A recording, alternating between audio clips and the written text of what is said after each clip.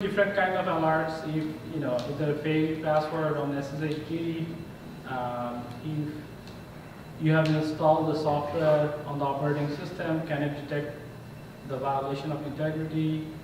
And the last one is a brute force SSHD attack. That is a combination of multiple alerts, and it makes a decision based on that.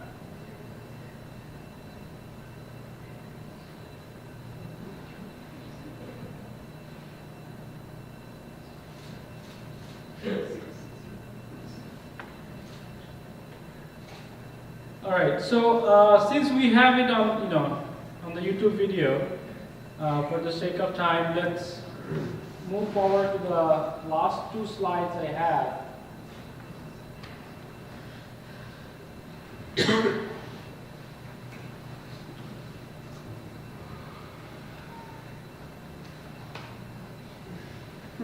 And these are very important things.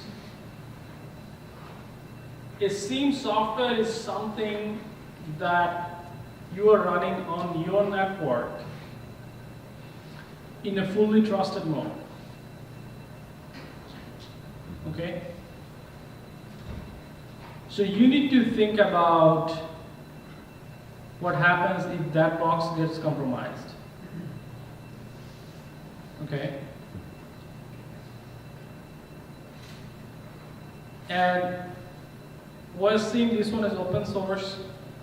You have the SIEM installation in a complete different Ubuntu machine. So you can try attacking the OSSIM machine from your Cal Linux and then see whether it can detect attack on itself. You'll find it interesting. Okay?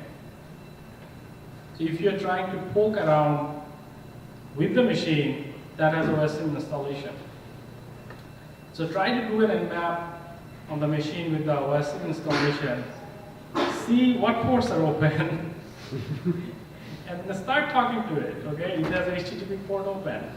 Okay, and tries to have some conversation with it, and then see if it responds. Okay, or you even can detect that it's under attack. Okay, so that's one thing that you always have to remember. Something from a complete outsider, you're giving 100% access to everything on your network. If that box goes down, your whole network is down. Okay? The second thing is, if they're providing it something as a software as a service, okay? Are these SIEM boxes talking outside of your network? Sometimes they will tell you that you will have all the hits agent on your computer, and they're going to do the accounting on their computer, which is back in San Francisco. Okay, we had a situation like that. We had a vendor who was trying to sell us a software on campus, and the CEO is telling me that the accounting will be done outside of our network. Okay? So now you have this outbound traffic talking to something on your host that has a full administrative privilege. Okay? So always, always, always be skeptic if you want to be really good in security. Ask questions. Don't trust by default. Okay? The implementation does matter. I'll just close with one example that Jim talked this morning, which is the authentication token and the replay attack. We have found that Dropbox, when it gives you access using a desktop tray, the authentication token that they create, it never expires. Okay? So you can replay. So many things, even if the original designer had it nice and very good in terms of design. If you mess up during the implementation, you will still pay the price. Same thing goes with SIEM, right? So thank all of you for your time spending the weekend with us. And we have our lunches being ready. And I think Janet has something for you to share with you. What else? Why don't all of us come to the front and let's thank them together.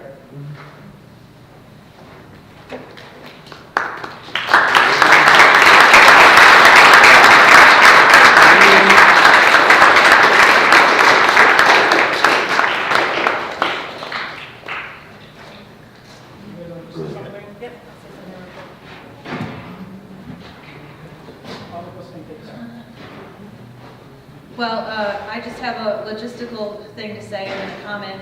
One is I sent you all a survey last night, so if you will please fill that out. We really appreciate the feedback. We would like to know areas of improvement or other ideas, things that we didn't mention that you would like us to include possibly in future trainings. And the comment I wanted to say is thank you so much. I want to applaud you guys.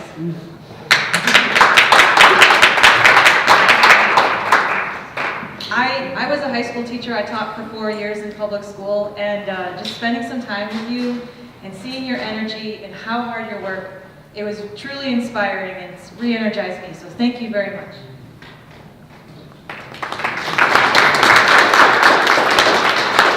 Thank you guys for giving up a weekend, especially right before